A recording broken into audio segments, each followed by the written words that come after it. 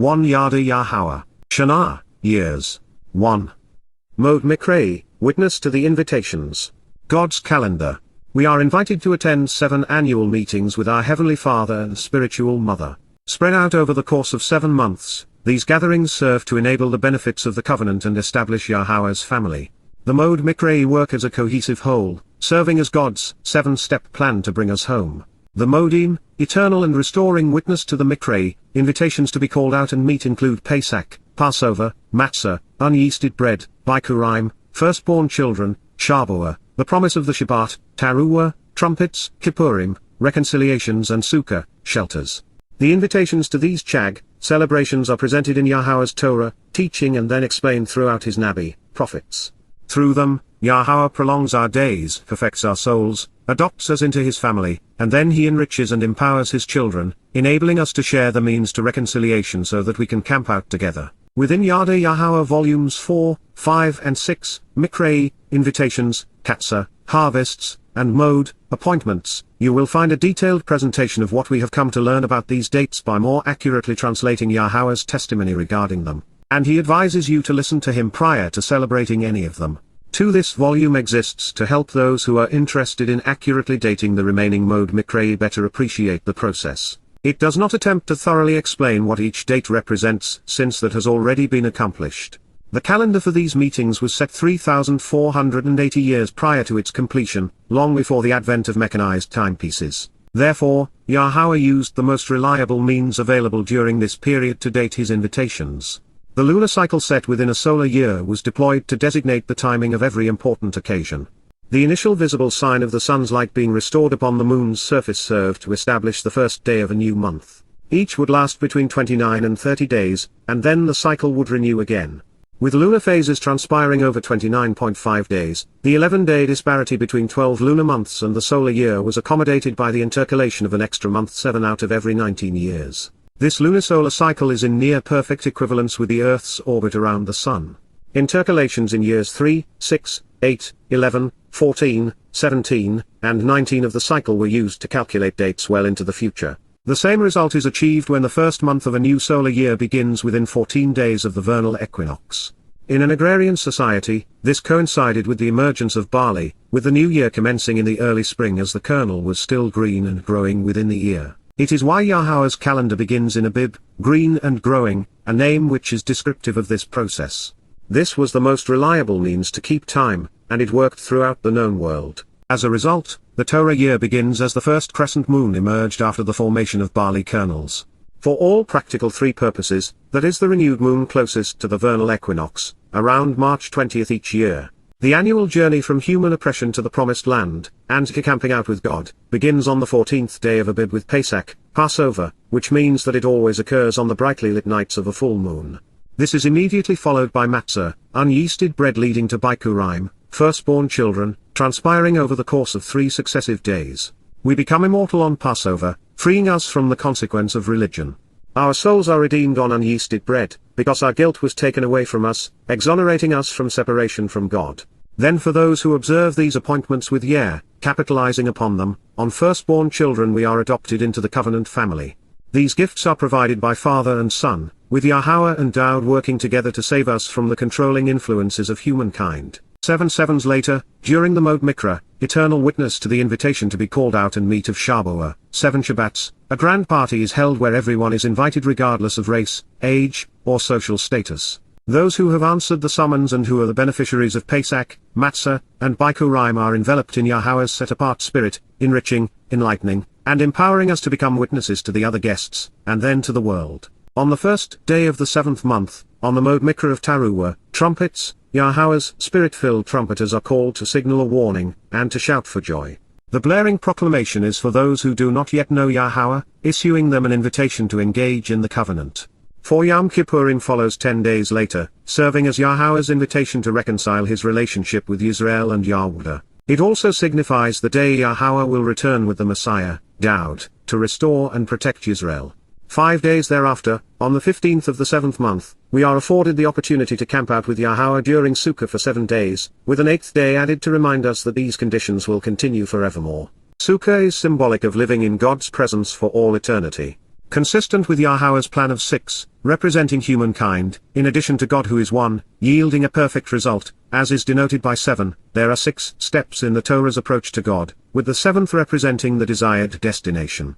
And so it will be, after 6,000 years of struggle and strife, humankind will spend the millennial Shabat with Yahowah here on earth, which will be restored to resemble the Gan Eden, Garden of Joy. Therefore, the first 3 Miqra'ey, invitations to be called out and meet, Pesach, Passover, Matzah, unyeasted bread, and Bikurim, firstborn children, occur over 3 successive days in the spring, on the 14th, 15th, and 16th days of the lunar month of Abib.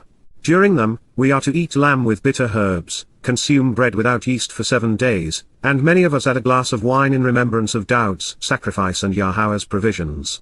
These celebrations of the relationship God intended represent his gifts of eternal life, perfection, and adoption. We should use these opportunities to read God's word, focusing on prophecies directly attributable to the events we are celebrating. The first 3 Miqra'ey have been fulfilled, played out in human history. Daud enjoyed Passover with friends after sundown on Thursday, April 2, 33 CE, on the Julian 5 calendar. Then he served as the Passover lamb on Friday, Abib 14, year 4000 year, which was April 3, 33 CE. Daud's soul, freed of his corporeal body, fulfilled the promise of unyeasted bread, removing the stigma of religion from our souls the following day on the Shabat of Abib 15, 4000 year, which we know as Saturday, April 4, 33 CE. The next day, during Bikurim, Daud's soul was freed from Shaul and reunited with the Ruach Kodesh, set-apart spirit in a celebration of firstborn children on Abib 16, year 4000 year. It was April 5, 33 CE. 7 times 7 days after Bikurim we are invited to attend Shabat with the festival of 7 Shabbats, also known as the Promise of 7. It was fulfilled on schedule on Sivan 6, 4000 year, May 24, 33 CE when the Malakah, maternal counselor and spiritual messenger enriched and empowered the beneficiaries of Pesach, Matzah, and Bikurim. Shabat is the only feast where the diet is varied and bread with yeast is designated. With the fulfillment of the first 4 Mow'ed Miqra'ey in year 4000 year, the benefits of the Berith covenant are manifest. Enriching and empowering the children he has adopted, perfected, and immortalized, family members are prepared to serve as heralds on Towrah. In the fall, on the 1st, 10th, and 15th day of Ethanim, the 7th lunar month, Yahweh invites us to convey his message, to reconcile our relationship, and to camp out with him. We do so by celebrating the Mow'ed Miqra'ey of Towrah, trumpets, Yom Kippurim, the day of reconciliations, and Sukkah, shelters. Towrah foretells of the time the covenant's children will be withdrawn so that they do not have to endure the worst of Jacob's troubles, when Jews will be attacked from every direction. Towrah will occur on the first day of the 7th month between 2026 and 2029. Sadly, this compassionate harvest will go largely unnoticed in 6 Yisrael. And between now and then, it is our mission to alert as many people as possible so that they are ready for Yahweh's return. On Yom Kippurim in 2033, October 2 at sunset in Yerushalayim, Jerusalem, as father and son are holding a family reunion at a time and pace that will be impossible to ignore. While the Hasidic community will be excoriated and excommunicated, the surviving secular remnant of Israel will restore their relationship with Yahweh. It is on this day that King David, the Mashiach, Messiah, will resume his role as king. The millennial celebration of the Shabat, representing 1000 years of Sukkah, camping out, will commence at sunset on the Shabat of October 7, 2033. It represents the time when Yahweh will live among his people for 1000 years on earth. During this time the planet will be restored to the conditions experienced in the Garden of Eden, which means there will be no religion or politics, militaries or conspiracy theorists. Here are the dates Yahweh established for his annual meetings with his family. Passover, Pesach, Abib, 1st month, 14th day, starts twilight of 13th. Unyeasted bread, Matzah, Abib, 1st month, 15th day, lasts 7 days. Firstborn children, Bikurim, Abib, 1st month, 16th day. 7 sevens, Shabat, 49 days after Bikurim. Trumpets, Towrah, Ethanim, 7th month, 1st day. Reconciliations, Kippurim, Ethanim, 7th month, 10th day. 7 shelters, Sukkah, Ethanim, 7th month, 15th day, 7 plus 1 equals 8 days. Before we superimpose God's appointed schedule on the Gregorian calendar, there are some things you should know. First, after the Romans pummeled Judea following Rabbi Akiba's feigned messianic uprising in 133 CE, initiating the diaspora, and subsequent harassment by Roman Catholics and Muslims, there were very few Jews growing crops in Israel. Therefore, using barley as an indication as to when to begin the new year became problematic. And yet, while Israelites no longer possess the same variety of grain, other Middle Eastern strains ripen within weeks of the vernal equinox each spring. Second, climatic conditions have changed appreciably since these instructions were given to Moses 3,470 years ago. Therefore, even if similar varieties were planted, there is no assurance that barley would bud at precisely the same time. Moreover, as an indicator, barley only allows us to establish each new year, the initiation of that year, as this is an observed mechanism, not a predictive one. The most difficult challenge afforded those who attempt to set future Miqra'ey dates is that the Torah does not specify a precise methodology for determining the first day of a new month. Using Yahowah's testimony as our sole source of instruction, all we are afforded to establish the Mow'ed dates is that the process begins when the moon is Hadesh, renewed, beginning with Abib, ripening barley. That, however, could mean the exact moment the moon begins to reflect the sun's light, and thus initiates a waxing crescent, or when that initial sliver is first visible from Earth. If it is the latter, no instructions were given as to when or where the renewed moon was to be observed, how large a crescent was required for it to qualify, or what to do in situations when the sky was overcast. 8 Mizmor, Psalm 81:3 reads, "Sound a horn, takar, blow a blast, during, bar, the renewed moon, ha-hadesh, trumpet a ram's horn, shofar, during, bar, the new or hidden moon, keseh, covered, concealed, and hidden, on, la, the day, yam, of our festival feast, chag." The combination of keseh, from kasa, concealed, and hadesh, renewed suggests that the month begins during what we might call a new moon. This then presents an observational challenge because that which is concealed is by definition difficult to see. And also, a new moon appears in the proximity of the setting sun, further obscuring it from our vision. In 1 Samuel 25, Daud, who is commonly known as David, tells Yahochanan, Jonathan, "Behold, Hine, pay attention, tomorrow, Mahar, is a time of renewal of a new month, Hadesh, celebration, Chag, meaning that the renewed moon was being predicted rather than observed." Daud's preference is desirable because it enables a more exacting determination of important dates while allowing us to calculate them into the future. As such, we use astronomy, not astrology, to establish the Miqra'ey throughout Yada Yahowah. Based upon what we have read in the Torah and prophets, while God is perfect, and always exacting in his timing, much less is expected of us. As a result, in our charts, we have provided the best information available so that you can use this data to ascertain the first of Abib between the date of this edit in 2023 and Yahowah's return in 2033. However, since precision is not always possible, we are not being dogmatic. Using the methodology presented in the Torah, a month begins with the first full day in which the moon has already begun to renew its reflected light. This must occur before sundown, whether actually seen or calculated, 9 because that denotes the beginning of the next day. This known, there are still a number of issues that must be considered. First, the initial emergence of light on the moon's surface occurs near sunset because a renewing moon is visually in proximity to the sun from our perspective. If the reflected crescent does not begin to emerge until after sunset, the new month would begin the following day. Second, even in the least obstructed atmospheric conditions and from the best vantage point, if the moon has waxed less than 1%, it would not be visible to the naked eye. So, for our calculations, we tend to accept renewed light of greater than 1% and always only if it occurs prior to sunset. Third, since we do not live in Israel and do not grow barley, we have selected the Hadesh moon closest to the vernal equinox, because this seems to be the best estimation as to when barley would be Abib, green and growing.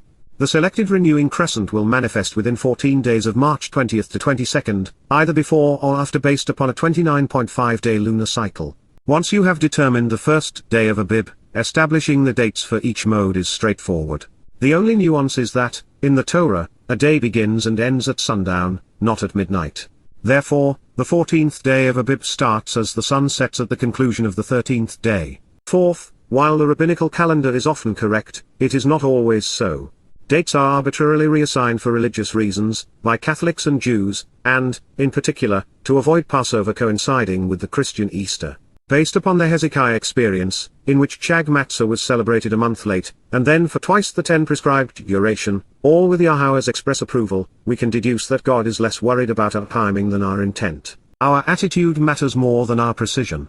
There is even a Torah provision presented in Bamidbar, Numbers 9 for postponing the celebration under certain circumstances. Yahowah wants us to prioritize our relationship with him, to come to know him, to trust him, and to rely upon him, all of which come by way of observing his Torah, teaching.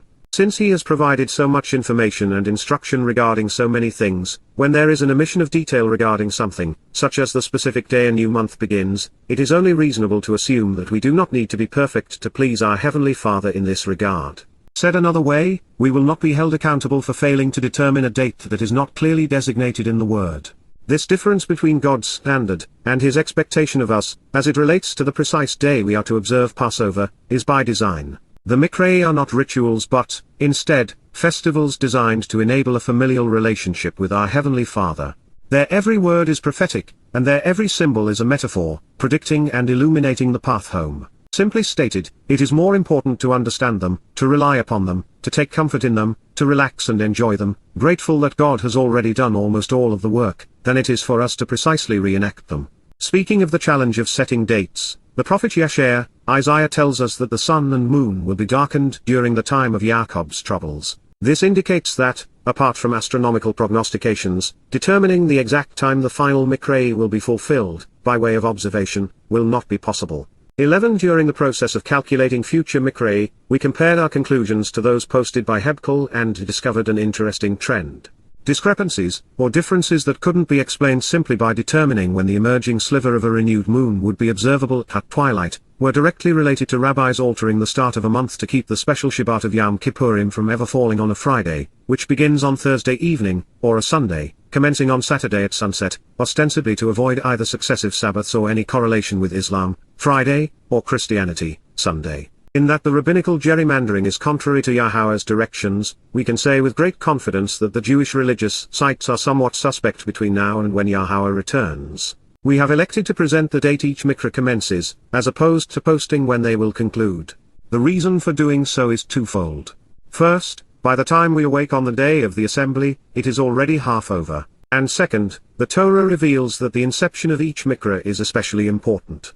For example, the first Passover, that of the Yatzah, Exodus from Miraim, the crucibles of religious and political oppression, was observed at night. The only night associated with Pesach commences immediately after sundown. Affirming this pattern, and as he, himself, predicted, the Messiah, Son of God, David, who served as the Zarewah, sacrificial lamb, would have enjoyed Passover dinner on Thursday evening, April 2, 33 CE, after the sun set in Jerusalem commencing the 14th day of Abib. He would then serve as the Passover lamb hours later, still the 14th of Abib, but now Friday, April 3 on the Julian calendar. 12. His excruciating ordeal, as it is presented in first person in the 22nd Mizmor, Psalm, would have concluded just prior to sunset and marked the transition to Matzah on the 15th of Abib, year 4000 year. Commemorating what is symbolically the most solemn and darkest night of the year, his Nipesh, soul, no longer burdened with his basar, corporeal body, was laden with our guilt so that he could carry it into Sheol, hell, and deposit it there during unyeasted bread, never to be seen again. This, the most important, and least acknowledged, understood, or appreciated period in human history transpired on the 4th and 5th of April, 33 CE, spanning the Shabbat, Sabbath from Friday evening to Saturday afternoon. All of this would lead to Daud's soul being released from Sheol during Bikurim, firstborn children on the 16th of Abib, now also the first day of a new week. In celebration, Yahowah's Bekuah, firstborn son would have returned to his father in Shamaim, heaven, thereby enabling our entry into the Berith, covenant family as God's now immortal and perfected sons and daughters. Therefore, Daud's Matzah sacrifice began at sundown on the cusp of the Miqra'ey, just as his fulfillment of Bikurim transpired long before the sun rose on the 16th day.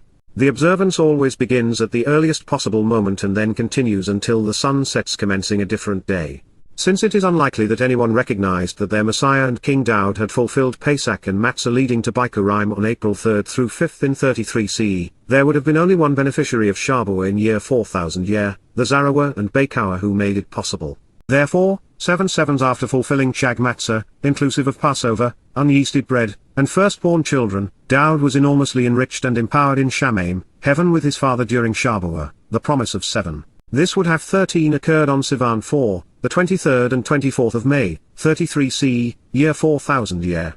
The 28-year journey toward the fulfillment of Towrah in year 5996 year, September 9th and 10th 2029, commenced on Towrah in 2001, year 5968 year, a Tuesday evening and Wednesday September 18th and 19th 2001, 18 days after the 9th of November 2001. This would provide the Miqra'ey, observant foreigner with 32 years, 11,700 days over 384 months, to awaken Israel to the realization that, after fulfilling Chag Matzah in year 4000 year, their Messiah and King would return on Yom Kippurim in 6000 year. The final reconciliation of Israel will occur at sunset in Jerusalem, precisely at 6:22 p.m., the 2nd of October 2033, the first day of a new week. Since we have spoken of astronomy, it is interesting to note in this regard, that there will be a total solar eclipse on March 30, 2033, the day of the new moon marking Abib 1, denoting the beginning of year 6000 year. 14 days later, on the 14th and 15th of April 2033, during Chag Matzah, there will be a full lunar eclipse, commencing in Jerusalem and spreading to Babylon during Matzah, certifying the darkest of nights. And if that were not enough to garner your undivided attention, there will be a second solar eclipse in year 6000 year, 33 CE on Friday, September 23rd, which is when the final Towrah begins. Then adding to the celestial fireworks, there will be a second total lunar eclipse on the evening of the 7th and 8th of October 2033, coinciding with Sukkah in year 6000 year. The two solar and two lunar eclipses obscuring mankind's visibility of the sun and moon as predicted in year 6000 year, 2033 CE not only coincide with the 1st and 15th of Abib and the 1st and 15th of Sivan, this is the only year of the 7 preceding it when there is a single overlap, much less 4. However, it is interesting to note that these celestial anomalies will be equally tantalizing in the first year of the 7th millennia of Yah, commencing in 142,034.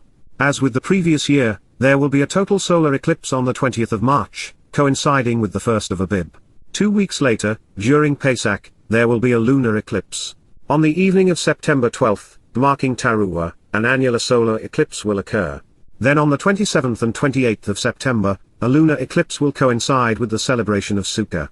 It is as if Yahowah wants to commemorate a good thing during our first year of forever together. As an interesting aside to all of this, Christians in a desperate effort to validate the nonsense of their New Testament, claim that there was a solar eclipse when Jesus died. Beyond the realization that there was no one named Jesus, Passover is always celebrated on a full moon, during which time solar eclipses are impossible because the moon is on the wrong side of the earth to block the sun.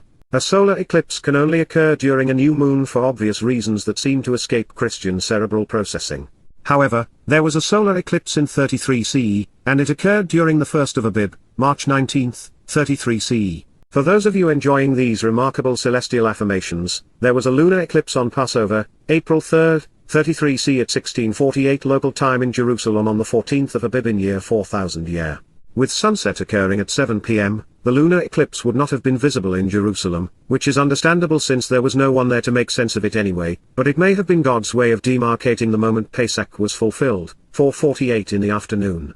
This would have provided 2 hours and 12 minutes to dispose of Daud's physical body, laden his soul with our guilt, and transport him to Shaul to begin Matzah at precisely 7 p.m. His Nefesh would have been released at 7:01 p.m., at the conclusion of Abib 15, year 4000 year, April 4th, 33 CE. Fascinating, to say the least. 15 So that we are on the same page, the only significance to Abib 1, is that it denotes the first day of the new year. It is when we begin counting, recognizing that the only way to establish the dates of the Miqra'ey, is to determine the renewing moon representing Abib 1. And that is the reason it is listed in the following charts. The first day of the 7th month, Ethanim, perpetually enduring, from Melachim, 1 Kings 8:2, is listed for the same reason, in that it is used to determine the dates of the final 3 Miqra'ey, with Towrah actually falling on this day. We do not claim to be inerrant in this presentation or anything else. Our goal is to provide you with information that you can use to become right with Yah. Since so many people have recently come to realize through these writings that Yahowah's Mow'ed Miqra'ey, eternal witness to the invitations enable our journey to God, we want to equip readers with our best estimates of when we have been summoned to appear. These appointed meeting dates are as follows. Miqra'ey calendars. Observations. All data is based on the coordinates of the Temple Mount in Jerusalem, Israel, latitude 31 degrees 46 minutes and 41.87 seconds north, longitude 35 degrees 14 minutes and 7.78 seconds east. Dates. In the Torah, days begin at sunset and continue through the following sunset, and do not run from midnight to midnight, as is our current custom. Therefore, our conversion to the Gregorian calendar date reflects the day of the sunset which initiates the Miqra'ey. For example, if Matzah is shown to commence on April 2nd, then the called-out assembly begins at sunset on April 2nd and continues to sunset on April 3rd. Times. All times are presented in military format, 0 o'clock, 23:59. Italics indicate that daylight savings is in effect, making Israel's time zone GMT +3. Times in plain 16 type are GMT +2. Times displayed in the linked images are GMT, Greenwich Mean Time, also known as USD, Universal Standard Time. For example, 1:30 p.m. GMT would be listed as 13:30 on the moon phase images, which is 15:30 Standard Time in Jerusalem, and 16:30 if still under DSD. Astronomical new or renewing moon. An astronomical new moon is in conjunction, which is to say that the side which is visible from the Earth is in complete shadow. It is the exact time the moon ceases waning, losing reflected light. For our purposes, the ANM begins the moment the moon begins waxing, becoming illuminated. Sunset, designated as when the sun is more than 18 degrees below an ideal horizon. This is when it is perceived to have set due to the curvature of the sun's rays through the atmosphere. Visibility, this is the portion of the moon's surface reflecting light from the sun. A full moon has 100% visibility. This value does not take visibility from the Earth into consideration. So, positive visibility is specified even when the moon is below the horizon. Age, this reflects the number of days which have passed between the astronomical renewed moon and the sunset for that day. Elevation, this designates the angle above the horizon the center of the moon appears at sunset. The elevation at moonset is by definition 0 degrees. Moonset, this is said to occur when the moon is more than 18 degrees below an ideal horizon. 17 Viewable, this figure quantifies the number of hours and minutes between sunset and moonset. It provides a good perspective on how much time a witness has to observe the first sliver of a renewed moon. Be aware, however, that the actual practical viewable time is always less than this value, especially when the moon's setting is close to that of the sun, as is the case with a renewed moon. Astronomical, this precise method of dating designates Miqra'ey dates based upon the moment the moon is renewed each lunar month and begins waxing, regardless of whether this emerging sliver can actually be seen from Earth. Observational, Miqra'ey dates listed under this format use the traditional method, beginning a new month when the first sliver of a renewed moon is likely to be observed at sunset. Our forecasts use the Temple Mount as the vantage point but do not take atmospheric conditions into consideration. Other calendar resources, we have listed other resources which provide additional dates for your consideration and comparison. When information from any resource is not included, it is because they have not provided those data for that time frame. Hebhul.com, this popular Jewish religious site follows the mathematical formula derived by Rabbi Maimonides and other rabbinical traditions for setting what they call the Jewish holidays. They add many dates which are not designated in the Torah, label Matzah as Passover, do not acknowledge Bikurim, firstborn children, consistently err in their dating of Shabuah, 7 Shabbats, list Teruah, trumpets under their Babylonian designation of Rosh Hashanah, and artificially alter the date of Yom Kippurim, reconciliations to keep it 18 from falling on a Friday or Sunday, shown as sunset on Thursday and Saturday on our charts.